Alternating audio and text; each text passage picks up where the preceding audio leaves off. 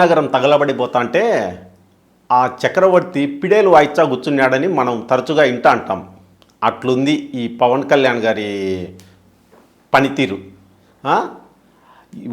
ఒకవైపు విజయవాడను వరదలు ముంచెత్తుతా అంటే ఆయన ఎక్కడా కనిపించకపోగా తన రాజకీయ ఉనికిని చాటుకోవడానికి అన్నట్టుగా ఆయన శాఖ ఒక ట్వీట్ను విడుదల చేసింది ఆయన తరపున.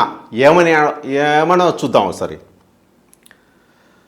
రాష్ట్రంలో ఎడతెరిపి లేకుండా కురుస్తున్న భారీ వర్షాలు, వరదలపై ఉప ముఖ్యమంత్రి పవన్ కళ్యాణ్ ఎప్పటికప్పుడు పంచాయతీరాజ్, గ్రామీణాభివృద్ధి, ఆర్డబ్ల్యూఎస్ అధికారులతో సమీక్షిస్తున్నారని ఉప ముఖ్యమంత్రి కార్యాలయం ఎక్స్లో ఒక పోస్ట్ పెట్టింది. ఇది సారాంశం. ఇప్పుడు ఎక్స్లో పోస్ట్ పెట్టడం ఏంది? ఆడ మొత్తం వరదంతా చచ్చిపోతా అంటే ఆడ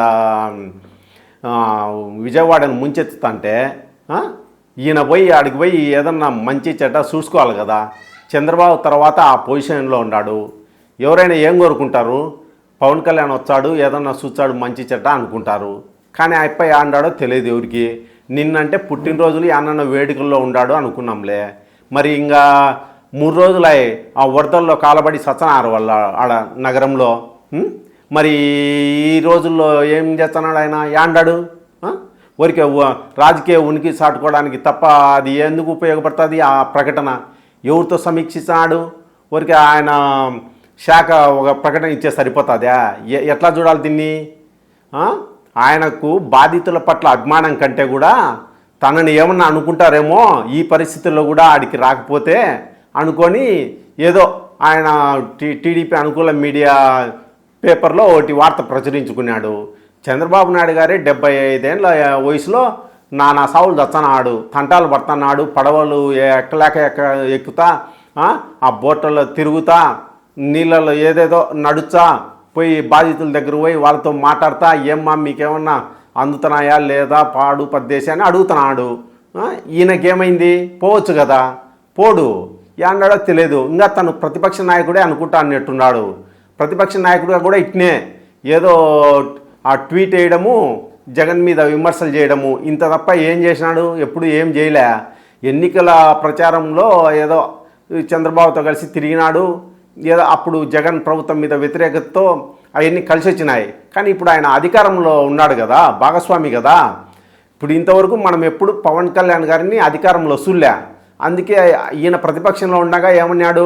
నేనే అధికారంలోకి వచ్చి ఇడుచా పొడుచా అన్నాడు. ఇప్పుడు అధికారంలో ఉన్నాడు. జనరల్గా అధికారంలో లేని వాళ్ళ మీద కొంచెం ఎక్కువ అంచనాలు ఉంటాయి. అందుకనే పవన్ కళ్యాణ్ను రావాలని కోరుకుంటారు.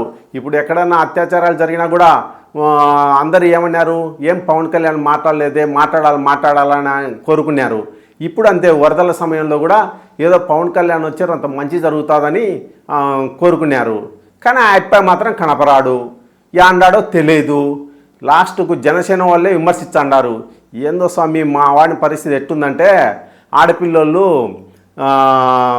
ఏదో పెద్ద మనిషి అయినప్పుడు ఇంట్లో నుంచి బయటికి రానికుండా ఒక 3-4 రోజులు ఏదో కూర్చోబెడతారు కదా, అట్లుంది మా పవన్ కళ్యాణ్ పరిస్థితి. మరి ఈయన పెద్ద మనిషి ఇంట్లో కూర్చోబెట్టినారో అర్థం కావడంలే, ఆ రకంగా ఉంది. ఎట్లబ్బా ఇట్లయితే అని జనసేన వాళ్ళు విమర్శించండారు. పవన్ కళ్యాణ్ గారు ఇప్పటికైనా తెలుసుకొని మేల్కొని కొంత జనాలు లేకపోయి ఆ బాధితులకు ఏదన్నా అండగా ఉంటే బాగుంటుంది. కొంచెం ఆలోచించాలా.